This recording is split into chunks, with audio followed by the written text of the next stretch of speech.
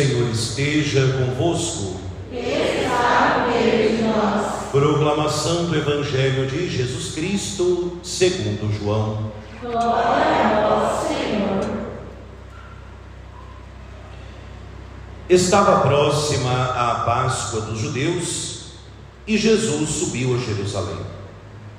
No templo, encontrou os vendedores de bois, ovelhas e pombas e os cambistas que estavam aí sentados. Fez então um chicote de cordas e expulsou todos do templo, junto com as ovelhas e os bois. Espalhou as moedas e derrubou as mesas dos cambistas. E disse aos que vendiam pombas: tirai isto daqui, não façais da casa de meu pai uma casa de comércio. Seus discípulos lembraram-se mais tarde que a Escritura diz: o zelo por tua casa me consumirá.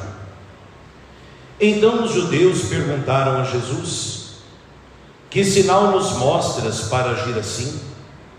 Ele respondeu: destruí este templo e em 3 dias o levantarei. Os judeus disseram: 46 anos foram precisos para a construção deste santuário, e tu o levantarás em 3 dias? Mas Jesus estava falando do templo do seu corpo. Quando Jesus ressuscitou, os discípulos lembraram-se do que ele tinha dito e acreditaram na Escritura e na palavra dele. Palavra da salvação. Glória a vós, Senhor. Pelas palavras do Santo Evangelho, sejam perdoados os nossos pecados. Amém.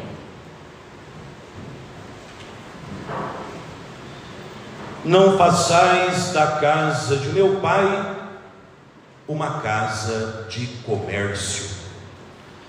Amados irmãos e irmãs, reunidos aqui na capela de Nossa Senhora das Graças, também você que medita conosco a palavra através do nosso canal no YouTube, neste domingo 9 de novembro, a Igreja nos convida a celebrar no mundo todo esta grande festa, e tão importante é que, se ela cai no domingo, ela substitui a liturgia do domingo, a dedicação da Arquibasílica do Santíssimo Salvador, mais conhecida como a Basílica de São João de Latrão. Não é ladrão, é com T, por causa da família que era dona do lugar, né? Os lateranenses, né? E ali, depois que Constantino concedeu liberdade à igreja, né? E aí desmente também aí a questão que às vezes a gente ouve certas heresias, né? De dizendo que foi Constantino, o imperador, que fundou a Igreja Católica. Isso é heresia, blasfêmia. Isso foi no ano 300 e alguma coisa. Já existiam 300 anos de Igreja Católica. O que Constantino fez foi, depois da sua conversão, então conceder liberdade à igreja. E ali, então, se ergue esta primeira basílica do mundo, que se tornou a catedral da Diocese de Roma. Quem consagrou essa igreja foi São Silvestre I, Papa. Ninguém lembra disso, só lembra dele do dia 31 de dezembro, dia de São Silvestre, que tem a famosa corrida em homenagem a ele. E ali, então, foi dedicada esta basílica a Jesus Cristo Salvador, e depois colocada sob o patrocínio de 2 santos com o nome João: São João o Batista e São João o Evangelista. Às vezes nós estamos acostumados, quando a gente vê missa com o Santo Padre o Papa, uma das igrejas mais famosas, a Basílica de São Pedro Apóstolo, ali no Vaticano. Pasmem vocês, não é esta a igreja mais principal. A grosso modo, a Basílica de São Pedro é só uma capelinha do Papa. Na verdade, a igreja principal de Roma e do mundo é justamente essa. E por que nós celebramos uma igreja que fisicamente fica tão distante, para recordar a nossa unidade com o Santo Padre.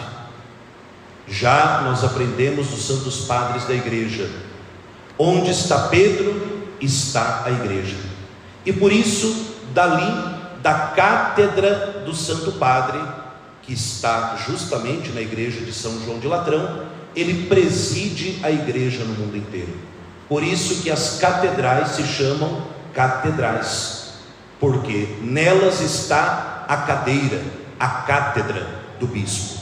No nosso caso, a igreja de Santo Antônio em Linz é a catedral, porque ela abriga aquela cadeira. Essa celebração da dedicação de uma igreja, e nós vamos poder participar de uma, né? Então vão se preparando. É uma celebração um tanto longa, porém é belíssima e é uma vez só. Quem perder essa não participa de outra. Quando nós terminarmos de reformar a igreja matriz de Santa Luzia, Dom João virá para dedicar, ou seja, para consagrar a igreja. E é curioso que no ritual da dedicação da igreja de pedra estejam todos os elementos da celebração de um batismo. Se vocês participarem ou verem na internet uma celebração da dedicação de uma igreja, vocês verão os mesmos elementos de um batismo de criança, jovem, adulto, acontecendo com a igreja de pedra. O bispo asperge a igreja inteira com água benta, o bispo unge as paredes e o altar da igreja com óleo do Santo Crisma, o bispo acende velas na igreja, como nós fazemos no batismo, ao entregar a vela à luz da fé. Assim como no batismo nós revestimos a criança, o jovem ou o adulto com a veste branca, o altar nessa missa também é vestido com a toalha branca, para nos dizer que a igreja de pedra, ela só tem sentido por causa da igreja de carne e osso. A liturgia da palavra que nós ouvimos deixa isso bem claro. O templo, essa igreja visível, na qual nós nos reunimos todos os dias, todos os domingos, para celebrar a Eucaristia, ela é importante, porque é casa de Deus. É aqui que Deus, vivo e verdadeiro, presente na Eucaristia, nos reúne diariamente, nos reúne semanalmente, justamente para fazer com que chegue até nós esta água que gera saúde, essa água que gera vida, esta água viva que brota do lado direito do templo. Ali, o lado direito do templo é o coração de Cristo.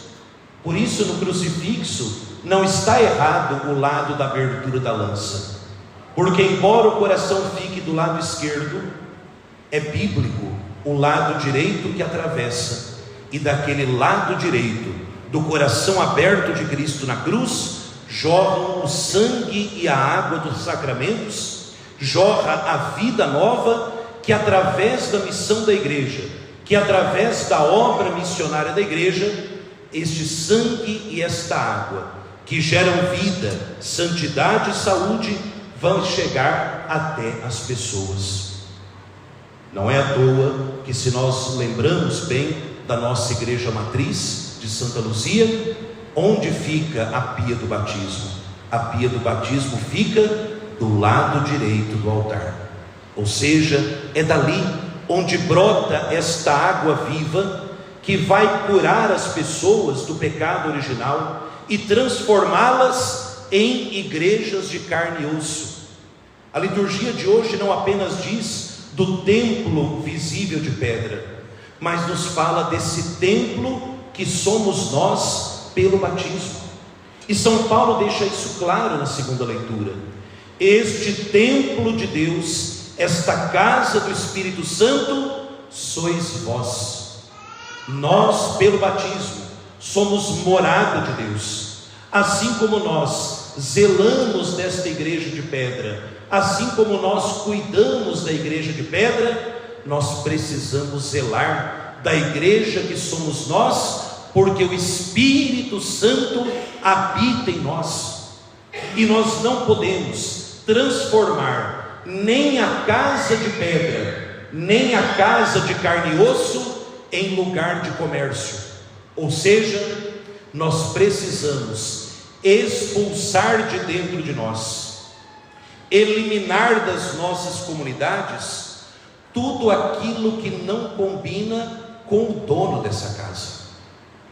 O dono desta capela, o dono do santuário da nossa vida, do nosso corpo, é Deus.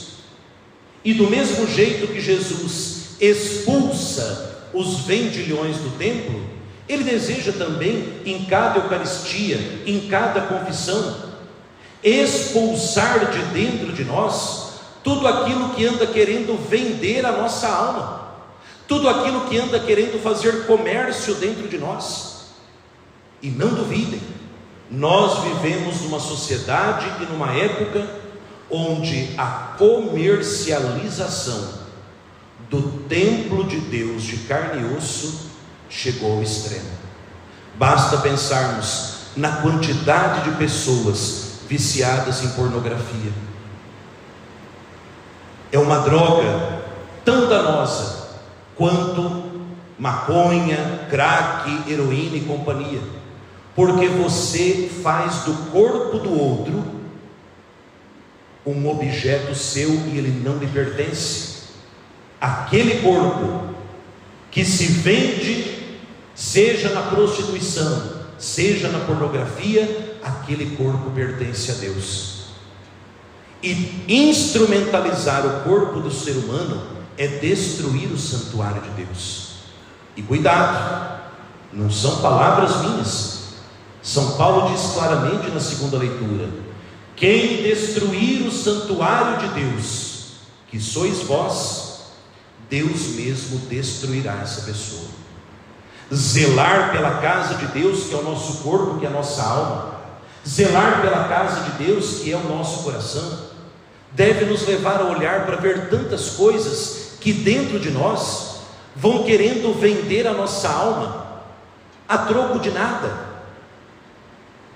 Quantas vezes que vão destruindo o templo de Deus, quando surgem leis que querem aprovar o crime e o pecado hediondo do aborto, que destrói uma casa de Deus, que é o feto de uma criança na barriga de uma mãe. Quando nós vemos as crianças, os mais vulneráveis, sendo violentados e abusados de todas as maneiras, quem faz isso perdeu a consciência de ser casa de Deus e de lembrar que o outro também é casa de Deus. Levantar a mão para defender a santidade e a dignidade da casa de pedra onde Deus habita, deve nos levar também a levantar a mão para clamar pela dignidade e a santidade deste santuário de carne e osso que somos nós. Os monges beneditinos conservaram uma tradição tão bonita. Queira Deus um dia, nem que seja daqui 50 anos, esse costume também chegue nas nossas comunidades. Depois entrem no YouTube, lá na página do canal do Mosteiro da Ressurreição, e vocês verão como é que os monges entram para a Santa Missa. Eles entram em procissão de 2 a 2, se inclinam diante do altar e depois ficam de frente um para o outro, se inclinam e vão cada um para o seu lugar. Ou seja, reconhecer a presença de Deus no altar me faz reconhecer a presença de Deus no outro. E pensemos bem, quanta briga, quanto ódio, quanta discórdia, quanta divisão nós evitaríamos se nós lembrássemos que o outro, assim como eu, é casa de Deus. Se alguém entrasse dentro dessa igreja agora com um tambor de lavagem e espalhasse lavagem por toda essa igreja, todos nós ficaríamos revoltados e diríamos: é uma falta de respeito com a casa de Deus esparramar lavagem, podridão dentro desta casa de oração. E é verdade. Só que quantas vezes nós derramamos a lavagem do nosso ódio e emporcalhamos a vida do nosso próximo, e não nos lembramos que o mesmo Deus que habita as paredes desta igreja habita você, habita o outro. E o mesmo zelo que eu preciso ter por esta capela, eu preciso ter com aqueles com os quais eu me encontro. Não façais da casa de meu pai uma casa de comércio. Veja, será que você já pendurou a sua alma num varal escrito vende-se alguma vez na sua vida? Quando você se vendeu, quando eu me vendi e coloquei na minha alma, coloquei no meu coração, coloquei no meu corpo uma plaquinha escrito vende-se, e me entreguei para o primeiro que apareceu, sem me lembrar que dentro de mim, pela obra e graça do Espírito Santo, desde o dia feliz do meu batismo e do seu batismo, o Espírito Santo habita aí dentro. E todo aquele que profana a casa de Deus, de pedra ou de carne e osso, deverá prestar muita conta diante de Deus.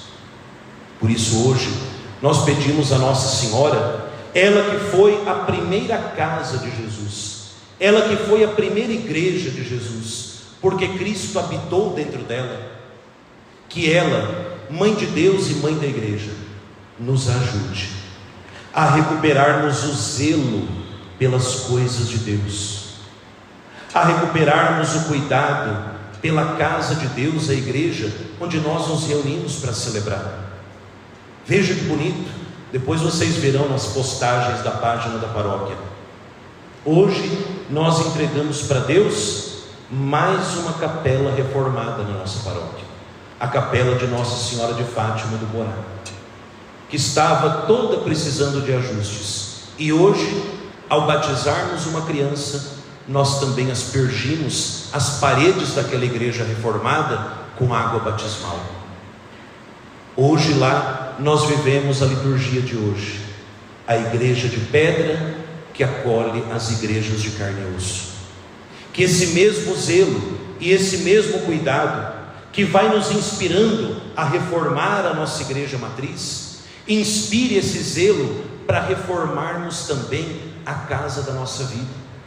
Que Maria, ela que soube preparar o seu coração para acolher a Cristo, ela que soube preparar na pobreza de Belém, como diria o saudoso Papa Francisco, com poucos paninhos, mas uma montanha de ternura, ela soube fazer de um curral o palácio de Deus.